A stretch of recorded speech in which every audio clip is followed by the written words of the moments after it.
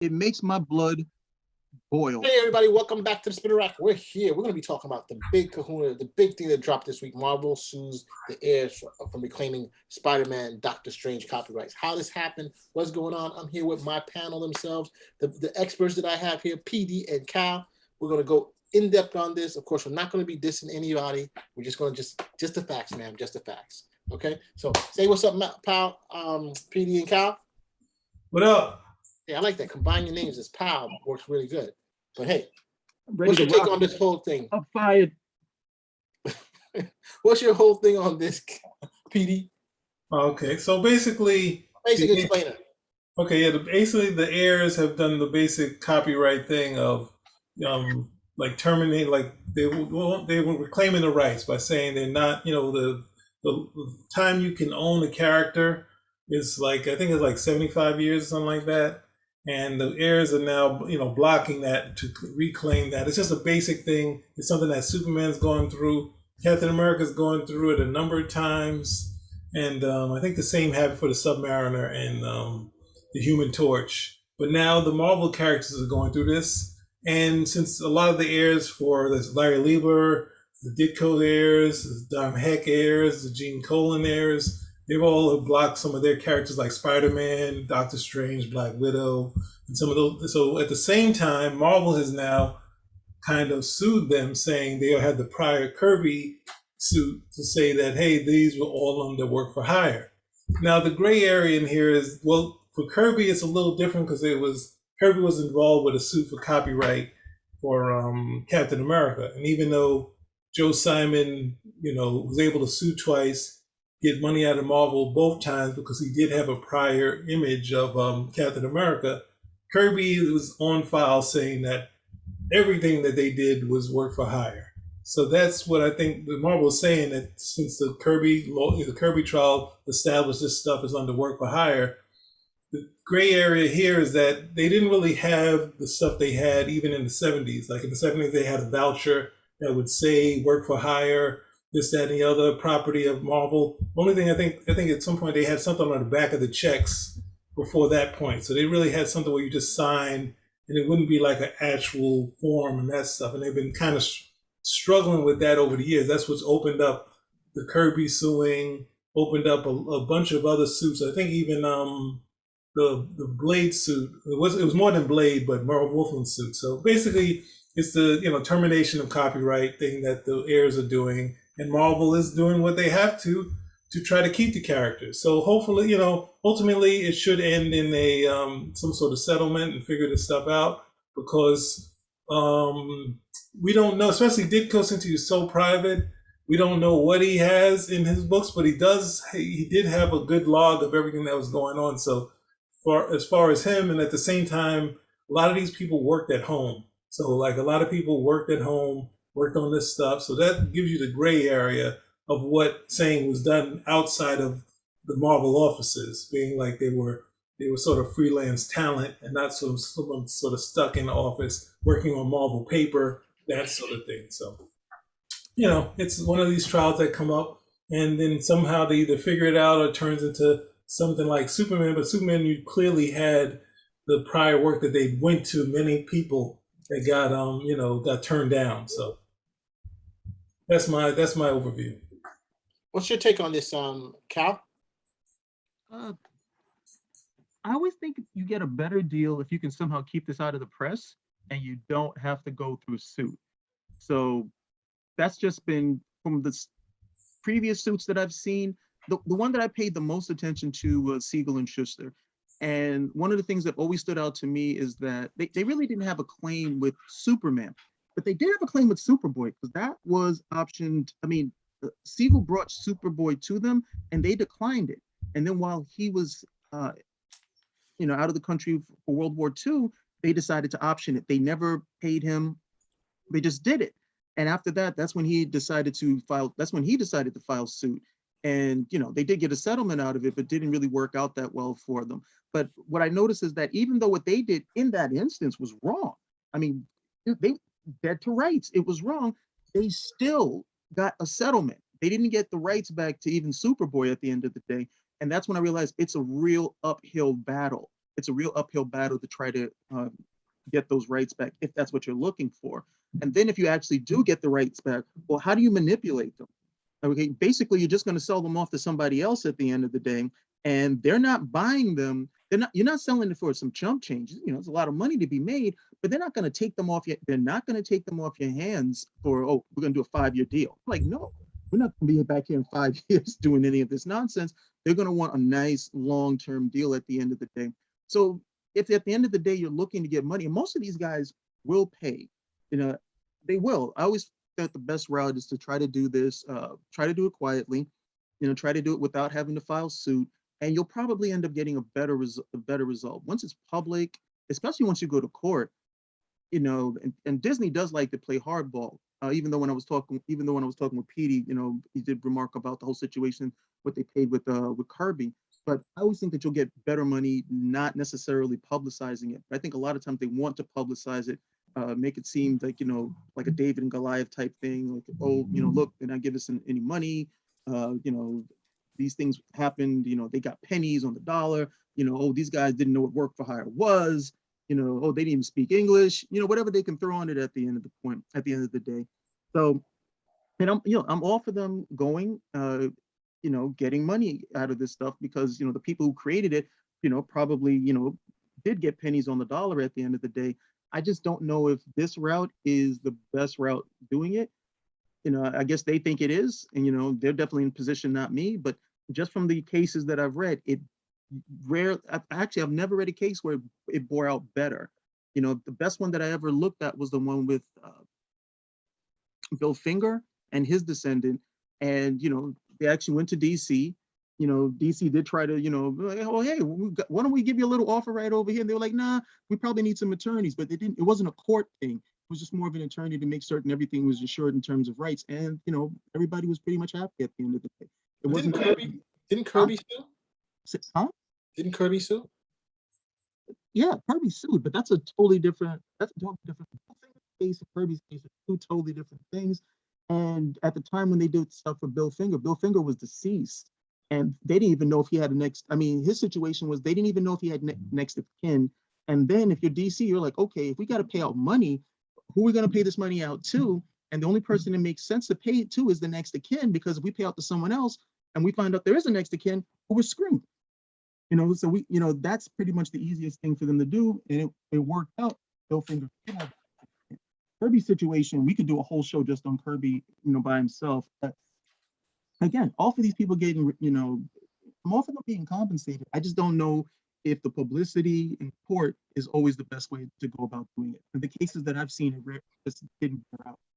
Disney has been playing hardball with certain people, and look, the fact of the matter is, you know, unfortunately, I think they must have approached the company. I don't think they just came out of left field or whatever.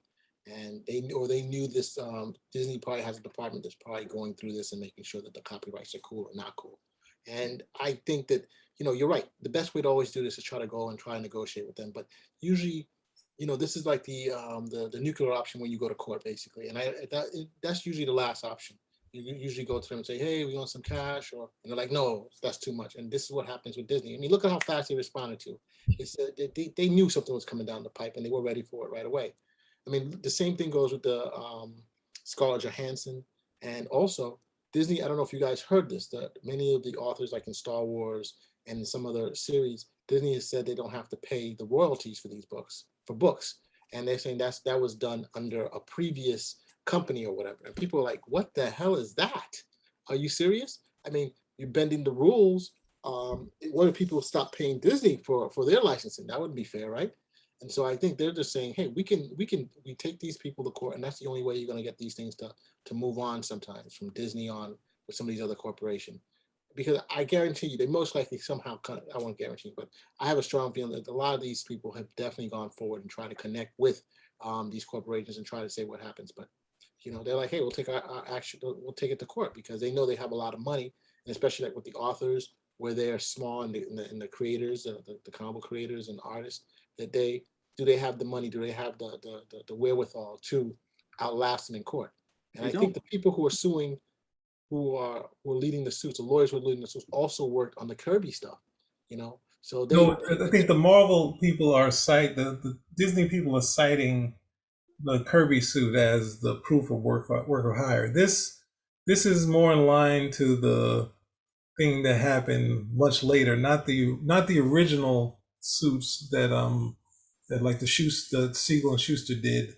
The suit that Siegel did later to terminate the Copyright Act of the 1976, where they kind of saying that all right, there's a thing where the creators or the authors at some point this thing reverts back to them. So basically, that's what Superman's been struggling. I think Superman they still have a portion of it, but they still have something in the copyright saying about the something about the seagulls at the same time, not beyond created by.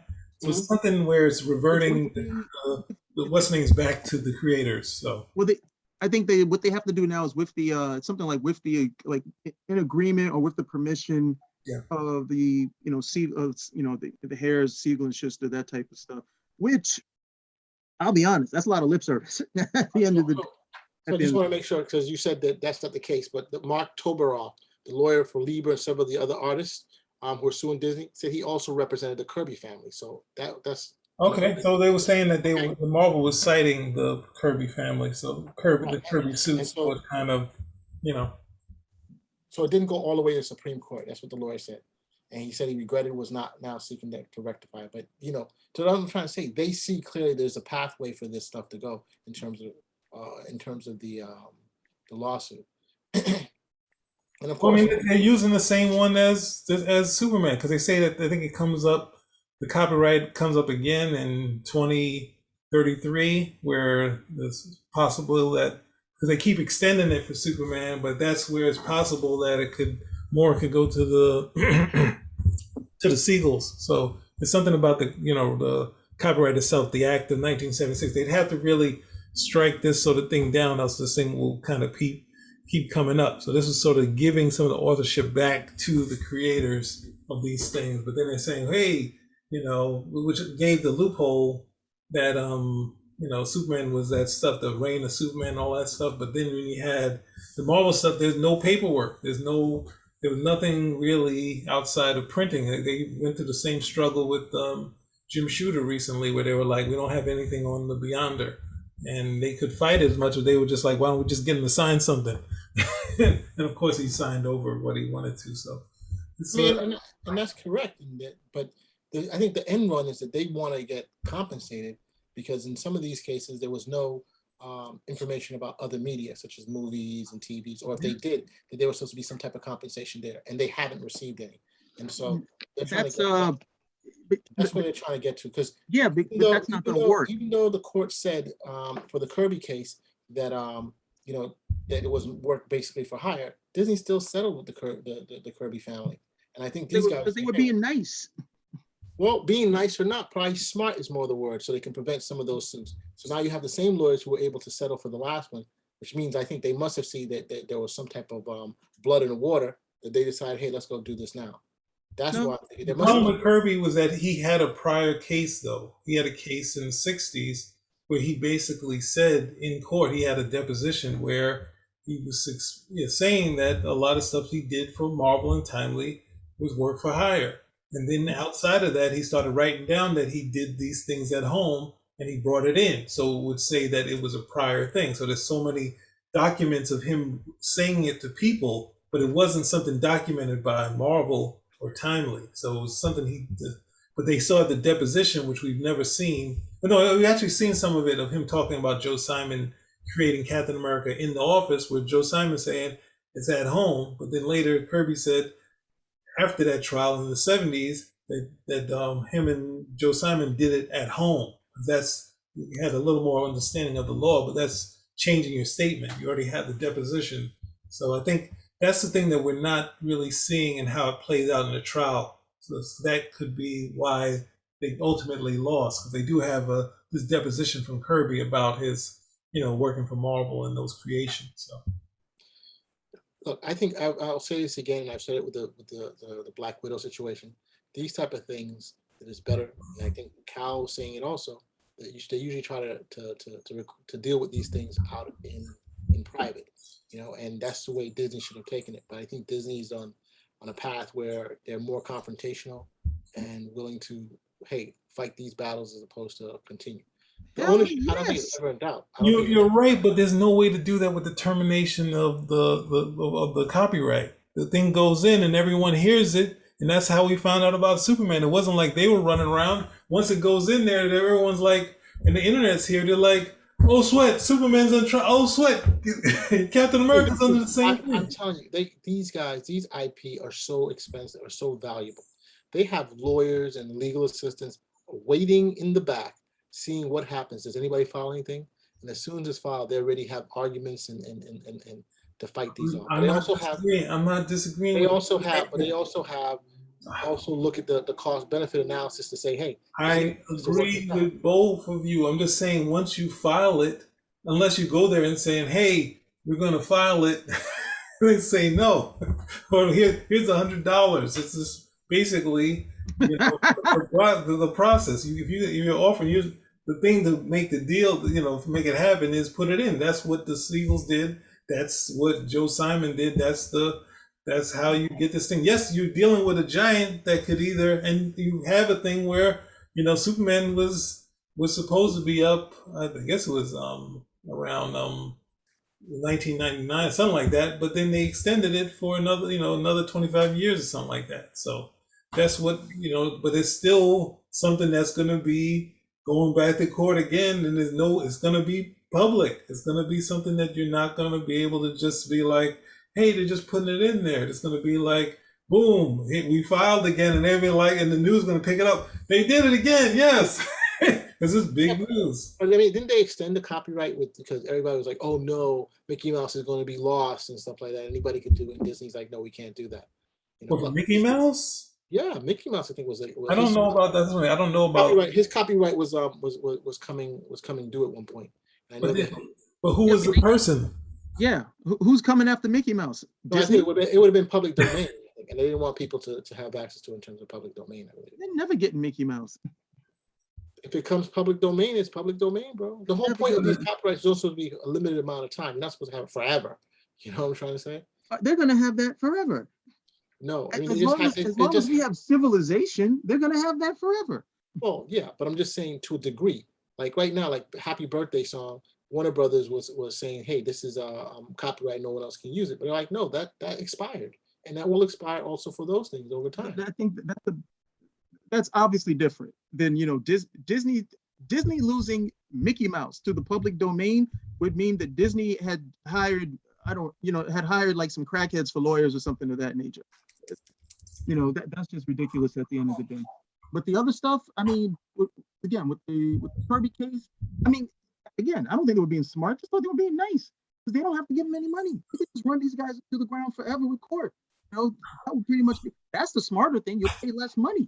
You got these guys on cut. What is it? You got these guys on salary. They got to work for you. They're not what is it? Not hourly rates. So you got no issue. You got no issue with that type of stuff over there.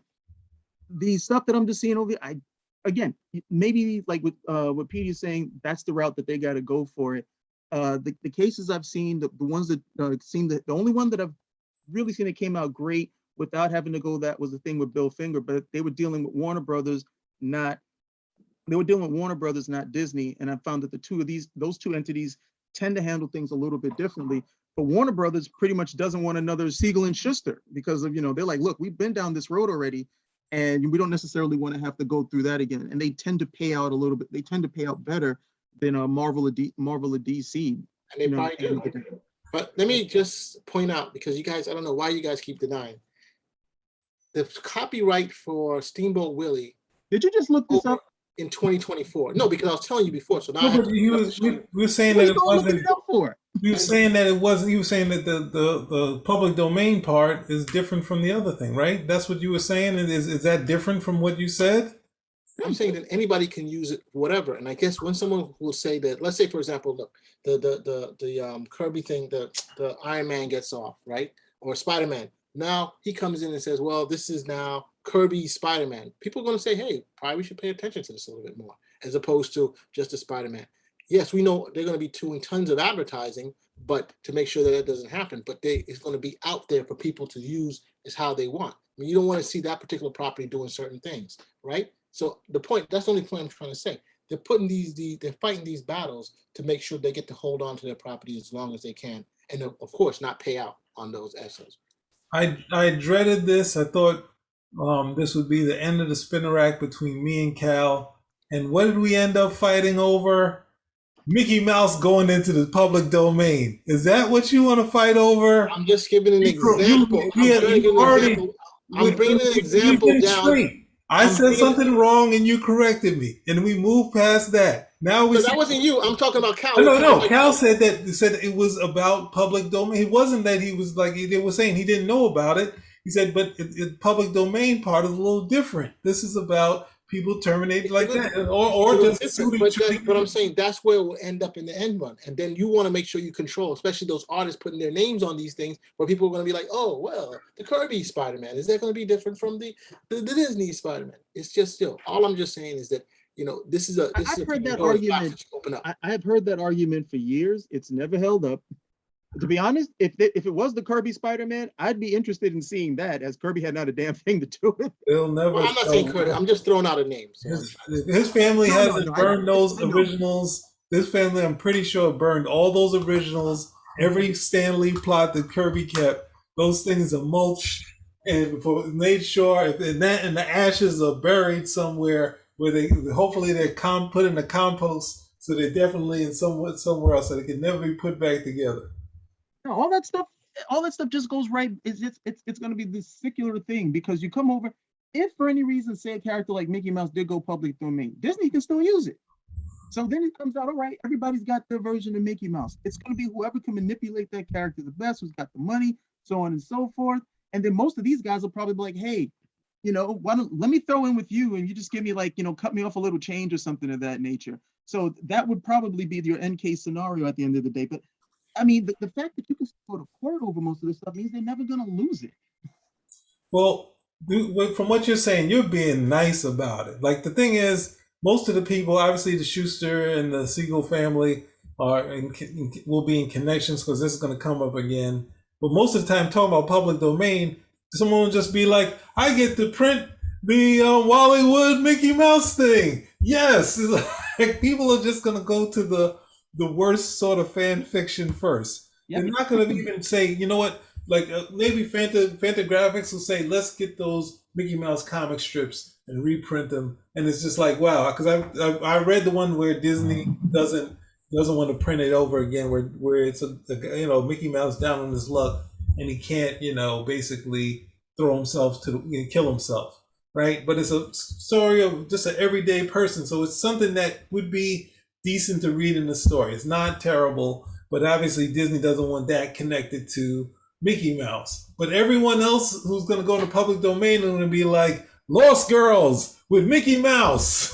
No. I mean, reprint the Hollywood porno with Mickey Mouse. That's what.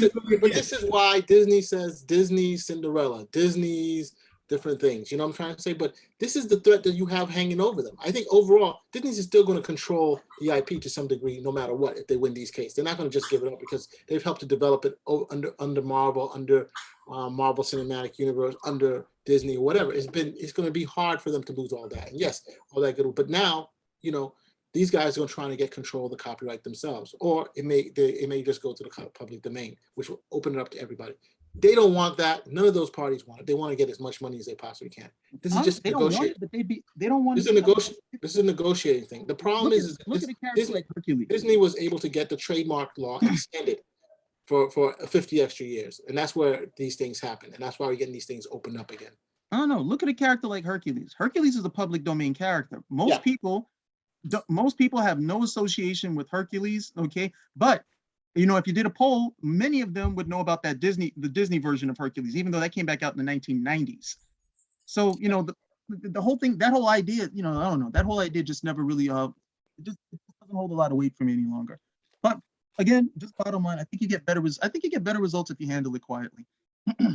Good example, Mulan. You had 2 Mulan movies coming out, right? Mm-hmm. Enough said. It's like, you know what the Bible says about stealing? It's against it. But what was it? The thing is, What is? Oh man, I was thinking about this other thing, but the one thing that's really close to being, that Disney had to deal with, but it's only something that was actually in print. That Doctor Strange was wholly Steve Ditko's idea, as per Stan, right? So they have Stan saying that in print. So that's the closest thing we can say that it was something that was and we don't know what's in the Ditko archive, because there is, but that's one where they do have a statement from Stan saying writing a letter to someone saying that it was Steve's idea. It's not that great, but maybe we'll make something out of it. Now you got all this movie and all this other stuff, so that's the one thing where we would look at it and say, oh, okay. So I mean, I don't believe that most of these guys have a lot of the stuff from the past that would really fall under this termination of copyright, but they don't have a lot of paperwork to say the other side, and that's why Marv Wolfman went out the way he did. But he wasn't going for termination of copyright; he was going for "I did it all," which is the sort of the trial that the Siegel and Schuster did way back in the day. So we'll just have to see how this goes, and it usually ends with we don't hear nothing, and then the copyright. No, the copyright things are weird because it keeps coming up. We can never. The fact that Captain America kept coming up, this thing, we can't really escape it. So the law has to be rewritten and standardized. Why? So you want the corporations to have? I'm just saying Disney is going to keep pushing it. You create some book and you shop it all around, and then someone publishes it. Then 75 years later, it goes to your family. You're already dead, but that goes back to, that's the basic law, saying the other person made all this money off of this character, but it was your idea. It was something that, because actually Hellboy, even though that's his creator-owned thing, but it goes around. 75 years later, it goes back to you. They can make a deal another 25 years, but ultimately the money, they make a deal, the people get more money, then it goes back to your family. That's the basic idea here. And it's like copyright is saying fixing it is just saying, even if you do that, you can't own it at all. We can't send nothing back. All I'm saying is that Disney is a big corporation, and they were able to extend it last time for 50 years. Let's see what they're able to do in 2024 comes around. Calling it God Core.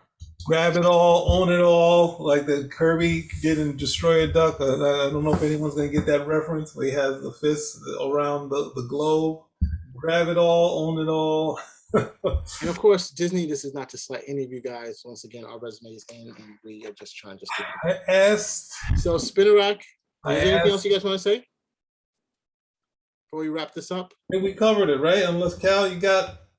No, that's about it. Mickey's never going public. Spinnerack Out.